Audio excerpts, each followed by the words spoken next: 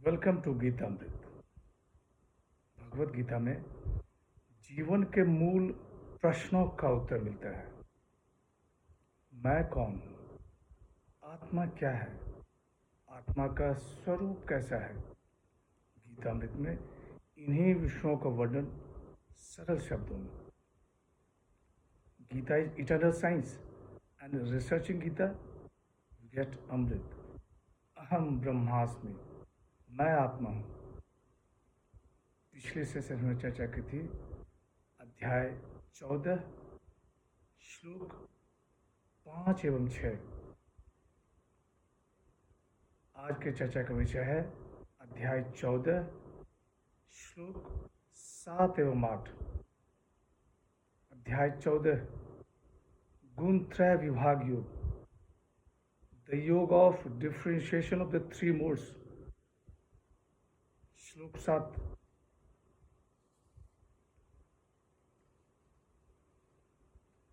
रजो रागात्मकं विद्धि तृष्णा संग समुद्भवम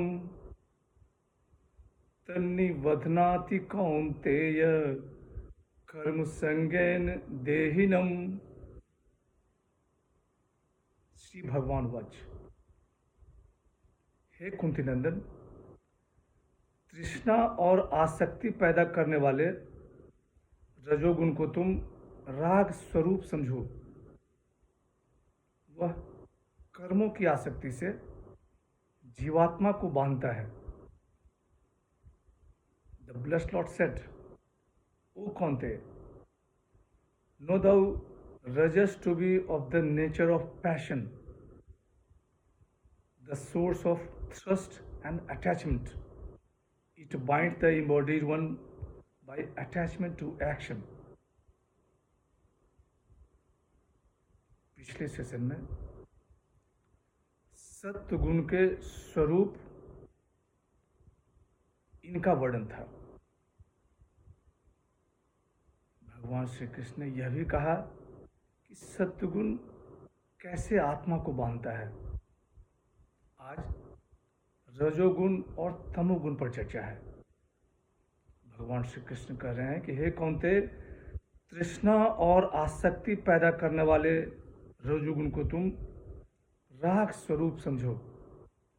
वह कर्मों की आसक्ति से जीवात्मा को बांधता है।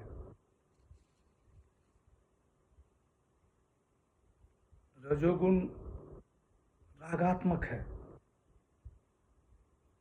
स्त्री पुरुष का पारस्परिक स्पृहा, इसी का नाम राग है। रजोगुण तृष्णा और आसक्ति का केंद्र है। अप्राप्त वस्तु की अभिलाषा का नाम तृष्णा है और प्राप्त विषयों में मन की प्रीति रूप स्नेह, इसका नाम आसक्ति है। रजोगुण आत्मा को कर्माशक्ति में बांधता है। फल देने वाले कर्म, उनमें आसक्ति, यही है कर्माशक्ति। रजोगुण से प्रभावित मनुष्य पद, प्रतिष्ठा, परिवार आदि सांसारिक कर्मों में व्यस्त रहता है और अधिक परिश्रम करने में के लिए प्रेरित होता है। और पैसा और पद और प्रतिष्ठा,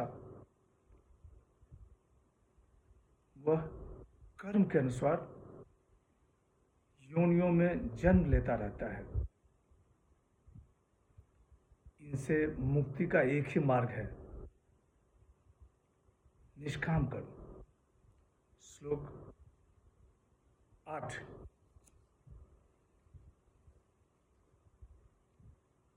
तमस्त्व ज्ञानजं विद्धि मोहनम सर्वदेहिनाम प्रमाद आलस्य निद्राभि तन्निबध्नाति भारत।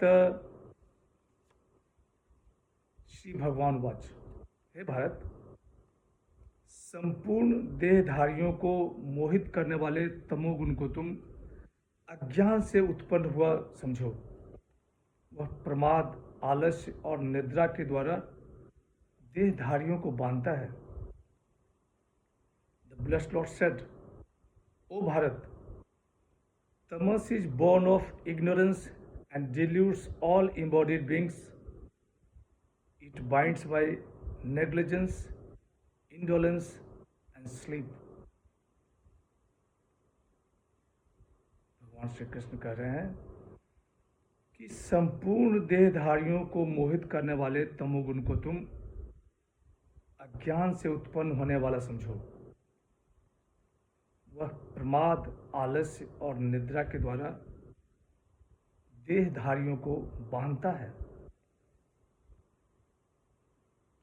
विपरीत ज्ञान का नाम है मोह।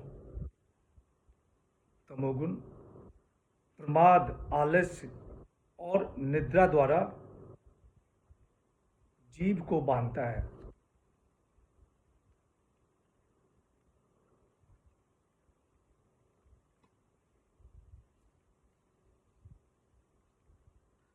कर्तव्य को न करना प्रमाद कहलाता है। तमोगुण कर्तव्य, अकर्तव्य इनका ज्ञान नहीं होने देता है। क्या उचित है, क्या अनुचित है, इसमें अंतर करने का विवेक खो देता है। संत ज्ञानेश्वर ने अपनी टिप्पणी में कहा है कि वह निद्रा को स्वर्ग के सुख से कम नहीं समझता।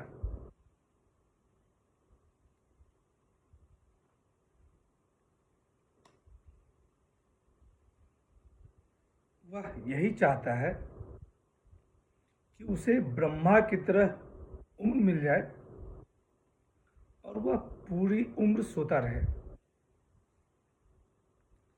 तमोगुण सांसारिक और आध्यात्मिक उन्नति नहीं होने देता है। यह आत्मा को गहन अंधकार में ढकेल देता है। ये तीनों गुण, सत्वगुण, रजोगुण और तमोगुण, सभी मनुष्य में रहते हैं, कोई कम कोई ज्यादा।